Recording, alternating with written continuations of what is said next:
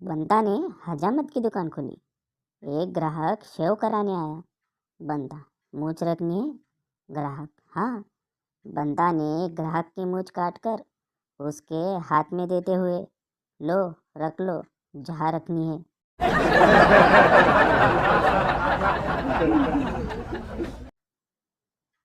पत्नी, अहो किती घोरता? पती, तू नाही घोरत? पत्नी, आमच्या संपूर्ण घराण्यात कुणी घोरत नाही. पती, बाप रे, अगदी अघोरी घराणं दिसतंय तुमचं.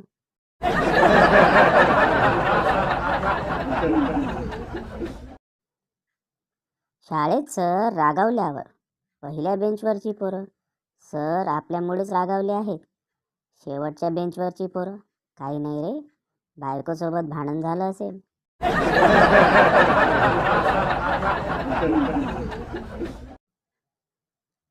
चिकन मटन विकणारे इतक्या स्पीडनं कट करतात की असं वाटतं आपण जे मटन घेत आहोत नेमकं त्यातच याचं एखादं बोट ना तुटून येऊ.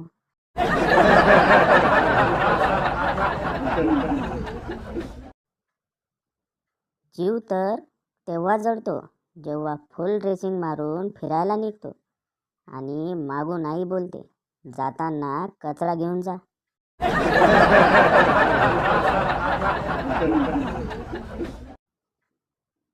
काल रात्री टी व्हीवर एका कार्यक्रमात एक डॉक्टर टी व्ही बघण्याचे दुष्परिणाम सांगत होते.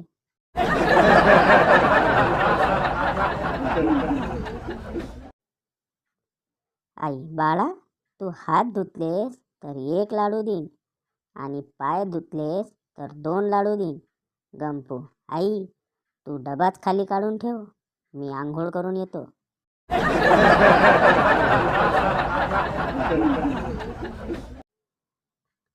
बायको बडबड करू लागली की चप्पल काढा आणि घालून बाहेर पडा. तुम्ही जो विचार करत होता त्यासाठी वाघाचं काळीज लागतं राव.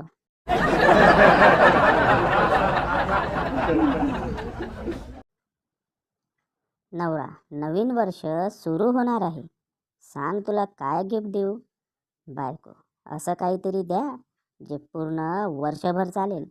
नवरा, हे घे, काल निर्णय.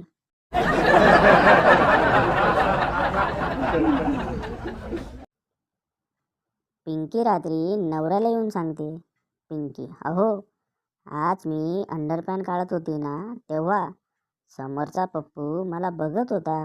नवरा, मग तू काय केले?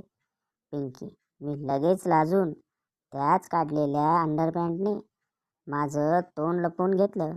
नवरा जागेवर बेशुद्ध.